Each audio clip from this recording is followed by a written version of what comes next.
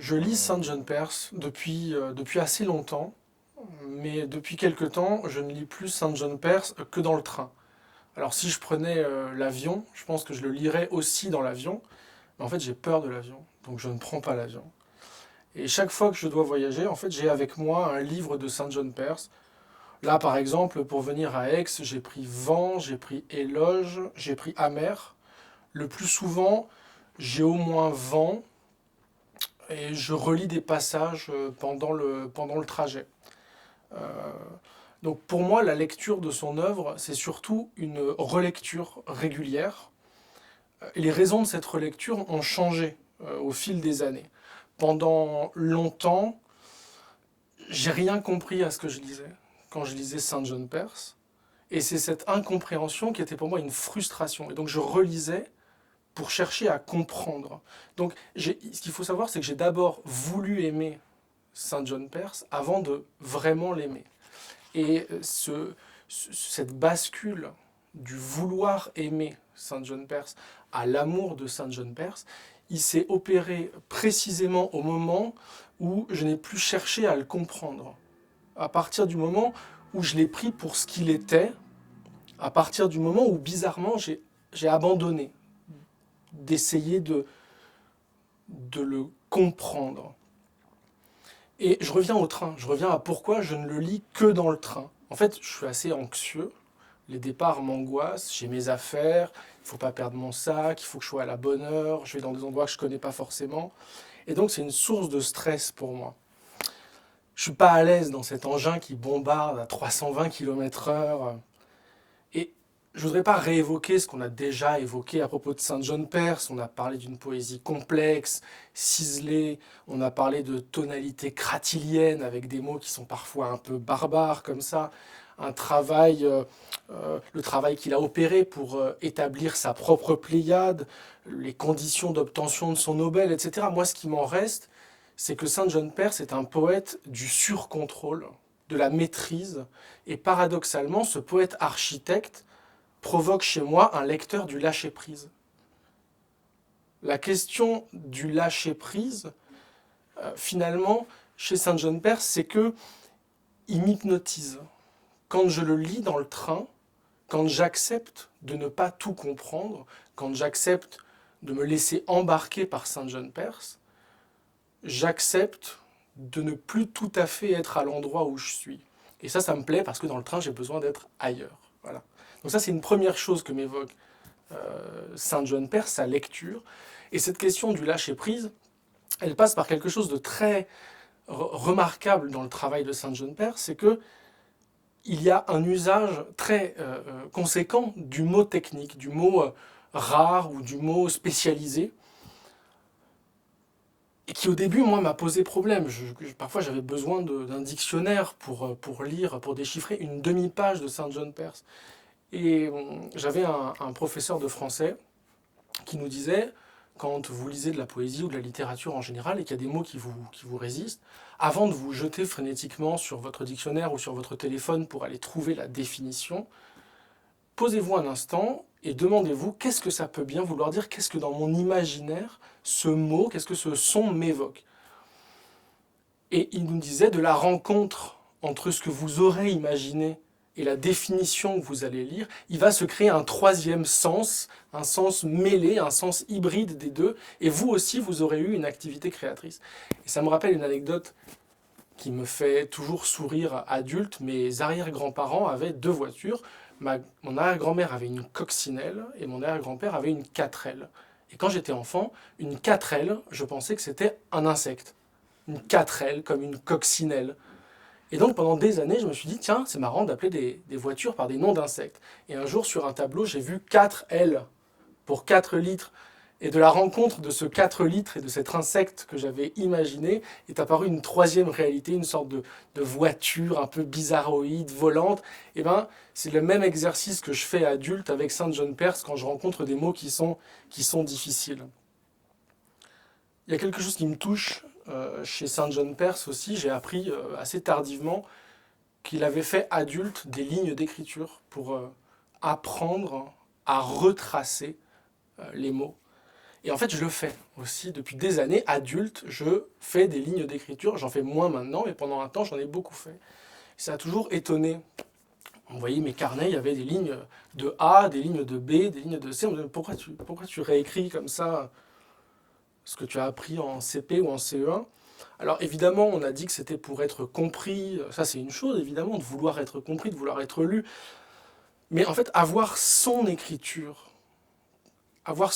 comme on a sa manière de parler, comme on a sa voix, comme on a son accent, c'est investir chaque geste avec sa personnalité. Et ça, c'est quelque chose qu'on va retrouver, selon moi, dans l'œuvre de Saint John Perse, c'est un jusqu'au boutisme de l'investissement intime du monde par une personnalité très forte. Et enfin, il y a aussi un plaisir érotique du tracé. Alors, pas pour tout le monde, bien sûr, mais pour moi, écrire un mot, c'est extrêmement plaisant. Il y a vraiment ce plaisir-là de tracer un signe. Saint John Perse, c'est un vers qui m'a beaucoup marqué. Sinon l'enfance, qu'y avait-il alors qu'il n'y a plus? C'est le troisième texte dans Éloge, si ma mémoire est bonne. Et je l'ai utilisé, je l'ai cité dans un de mes textes. Sinon l'enfance, qu'y avait-il alors qu'il n'y a plus? C'est une espèce de mantra que je me récite régulièrement. Et ça me rappelle qu'il ne faut pas perdre l'émerveillement.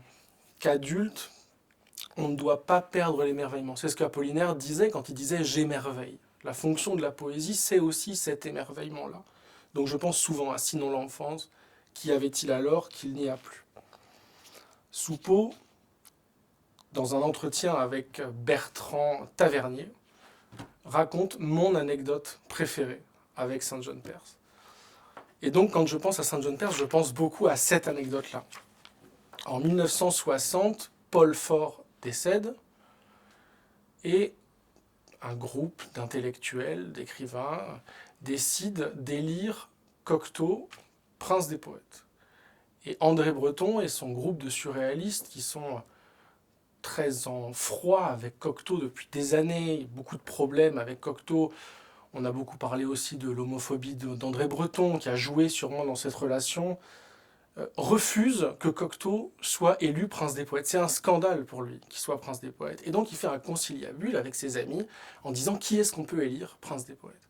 Et ils se mettent d'accord pour élire Saint John Perse. Et donc ils vont voir Saint John Perse, content d'avoir trouvé une solution, content d'avoir réparé cette faute. Ils vont voir Saint John Perse et lui disent « Saint John Perse, nous avons décidé de vous déclarer prince des poètes ». Et Saint John Perse leur répond « Non merci, je préfère le prix Nobel ». Et alors ça me fait rire parce que c'est le rejet de la chamaillerie, c'est le rejet de ces petites guéguerres partisanes du milieu intellectuel de son époque, qui était très friand de ça. C'est aussi ce qu'on a appelé le poète satellite, c'est-à-dire celui qui trace sa propre route et qui choisit sa manière d'être au monde. Donc voilà, puis ça me fait rire, et puis c'est important de rire aussi de ces petites anecdotes. Et puis enfin, lire Saint John Perse, moi ça me rappelle qu'il y a quelque chose de foutu dans le langage. Il y a une escroquerie, puis particulièrement dans la langue, on la sent cette escroquerie. Il me rappelle qu'on ne peut jamais se penser qu'à l'intérieur du langage, qu'on se fixe d'abord par là et qu'on n'en sort jamais. Et pour certaines personnes, c'est pas très grave, c'est suffisant de dire et d'être compris quelquefois. C'est suffisant, comme c'est suffisant de manger pour combler un trou, pour combler le trou du silence. Mais pour d'autres personnes, dont je crois faire partie, ce trou est trop grand, il est trop profond, il est trop vertigineux. L'écart entre ce qui est perçu du monde et les outils qui nous permettent de l'articuler est trop abyssal. Alors on cherche sa langue, on la découvre aussi comme on découvre sa sexualité, on l'explore, on la précise, parce qu'on attend autre chose qui serait plus intime. Pour beaucoup de gens, c'est suffisant. Et je ne suis pas convaincu qu'il faille que ce trou dont je parle s'élargisse chez tout le monde. Au fond, si ne pas y penser est suffisant, pourquoi pas? Bien sûr, quand on se penche sur ce vide, Quand on s'y penche, en fait, on peut trouver un monde, une façon d'être, mais tout le monde n'a pas envie de se pencher comme ça, tout le monde n'a pas envie d'y consacrer son temps, de le faire régulièrement, voire obsessionnellement. Je pense que c'est un problème de poète, c'est un problème de poétesse, c'est un problème de second ordre. Une vie à gratter du papier, si c'était que ça serait pas grand-chose. D'accord, c'est un problème de second ordre, mais je crois que c'est quand même une solution de premier plan, qui répond de la manière la plus lumineuse à la question pourquoi faire plutôt que de ne rien faire. Moi, ce que j'aime chez Saint John Perse, c'est sa radicalité. C'est sa quête d'une expression profondément intime, qui se fatigue moins à déterminer ce que les autres doivent dire ou faire qu'à poursuivre jusqu'à son extrémité la conversation avec soi-même et qui n'est vraiment permise que par l'activité créatrice. Puisque c'est pour ça, je pense, au fond, qu'il y a de l'écriture. L'écriture procède d'abord de l'écart dont je parlais entre ce qu'on nous dit du monde et ce qu'on en perçoit et les outils à notre disposition pour l'exprimer. Elle se poursuit dans ce besoin d'interaction avec soi, un besoin d'interaction avec soi-même au fond, pour aboutir à cette tentative d'exprimer que nous sommes tous et toutes embarqués dans cette aventure si semblable qu'on ne peut faire autrement que de trouver sa langue pour le dire. Si la pensée n'est que le brouillon de l'action, le travail artistique ou littéraire, c'est-à-dire le temps arraché aux fatigues quotidiennes pour être à soi, soi-même, permet de phrase en phrase, de proche en proche, d'habiter ses frontières, de sentir ses contours et, in fine, de souffrir, de constater que nous sommes ensemble, sans possibilité de nous extraire, mais avec, pour celles et ceux qui s'y essayent, la beauté de pouvoir faire l'expérience de devenir. Quand je lis la poésie de Saint John Perse, j'ai l'impression de regarder les parois des grottes préhistoriques et d'y voir de l'art pariétal, de retrouver les premiers rectangles des grottes de Lascaux, l'invention de la géométrie, et d'y retrouver aussi ce grand mystère qui nous constitue encore, d'avoir tracé quelque chose, d'avoir choisi de fixer à un moment une pensée à peine éclose, encore en tourbillon, et qui cherche à s'exprimer. On ne fait pas que manger, pas que dormir, pas que baiser, pas que chier et essayer de survivre.